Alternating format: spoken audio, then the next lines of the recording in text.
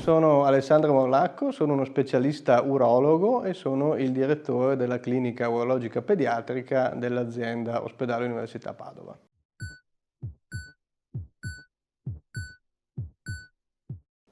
Allora, noi dobbiamo partire da una presa in carico globale del nostro paziente, considerando che l'urologia pediatrica si occupa e tratta patologie molto varie, perché andiamo da situazioni che sono piuttosto comuni e tutto sommato semplici, a me non piace mai dire banali, direi più semplici, fino a situazioni che sono molto rare e molto complesse e hanno un grande carico di tipo assistenziale. Quindi la prima cosa che dobbiamo fare è definire quali sono i bisogni del nostro paziente e della nostra famiglia, perché c'è sempre una famiglia che segue il paziente in quest'ambito, e poi dobbiamo capire nel percorso della diagnosi come possiamo fare per avere le informazioni che ci servono per inquadrare la condizione, cercando di esporre ovviamente il bambino o la bambina a il numero minore possibile di esami per ridurre proprio il carico sul paziente e sulla sua famiglia.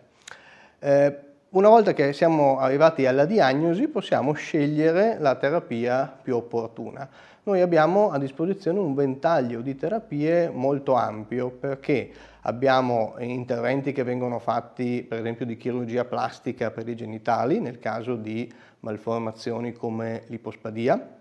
Abbiamo interventi a cielo aperto per alcuni tipi di ricostruzioni molto complesse, ma abbiamo anche la possibilità di fare degli interventi di tipo mini-invasivo, e questa è la scelta che noi facciamo nella maggior parte dei casi e in tutti i casi in cui questo è possibile, proprio per ridurre il carico sul paziente, quindi applicare delle tecniche endoscopiche della bassa via urinaria, delle tecniche endoscopiche dell'alta via urinaria e delle metodiche laparoscopiche o robotiche. Questo ovviamente è possibile solo in un centro che ha un'elevata specializzazione e che ha accesso a tutte queste possibilità terapeutiche. Quindi non si tratta di definire una tecnica, ma si tratta di scegliere tra le varie tecniche disponibili qual è quella più adeguata alla situazione di quello specifico paziente.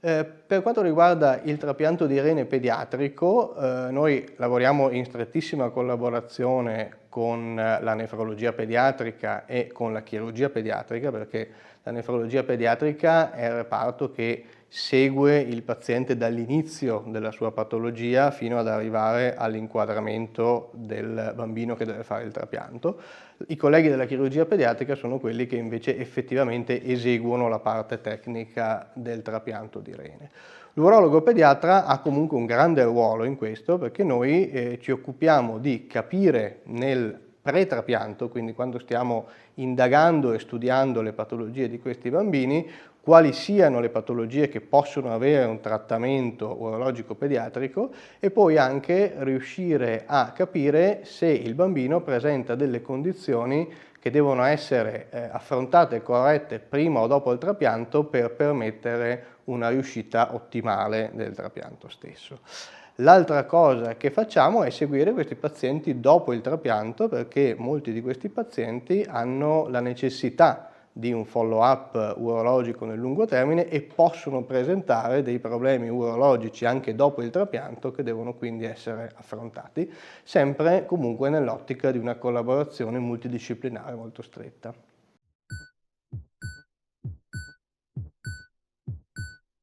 Allora, noi in questi ultimi anni ci stiamo focalizzando molto su alcuni aspetti. Il primo aspetto è quello di capire che cosa avviene ai bambini che fanno degli interventi nell'età pediatrica quando passano all'età adolescenziale o addirittura all'età adulta. Quindi non più solo prendere in considerazione i risultati chirurgici a breve termine, ma seguire il percorso cosiddetto di transizione verso l'età adulta e capire come vanno questi pazienti nel lungo termine. Abbiamo per esempio seguito una coorte molto ampia di pazienti operati per ipospadia, che è una delle malformazioni genitali più frequenti, andando a fare una serie di interviste e di questionari a pazienti adulti per capire quale fosse la loro condizione.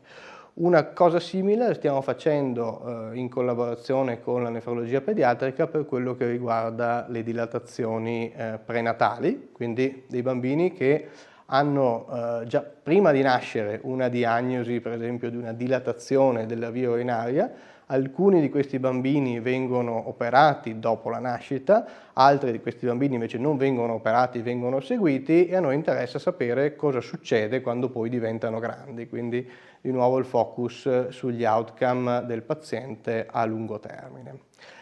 Tra le altre cose che facciamo